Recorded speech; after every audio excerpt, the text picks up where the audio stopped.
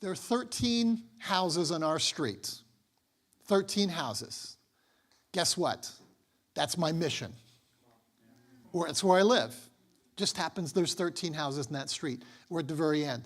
Sandra and I, on most days that we can, we just walk up our street. For many people, it looks like we're going to the mailbox, the post box. But we're just walking, we're praying, we're blessing. And almost every single time as we're going out and praying, we get to talk to someone. Almost always there's someone outside in their garden. They're doing stuff.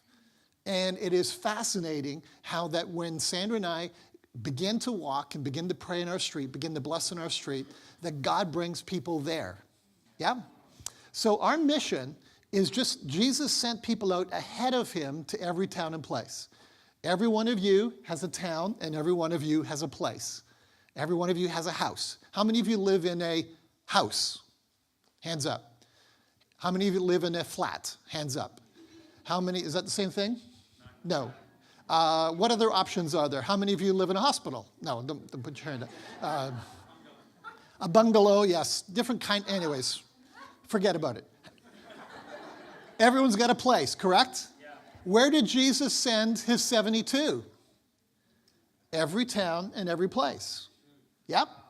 Now this is going to be profound, friends, but next slide says here's the promise of Jesus. If you and I go there, who shows up after we show up? Jesus shows up. For some reason, 3 weeks ago when I was putting this talk together, 4 weeks ago, whenever it was, I hadn't seen that little point before. That if I go, he's going to follow. He wants me to go ahead of him.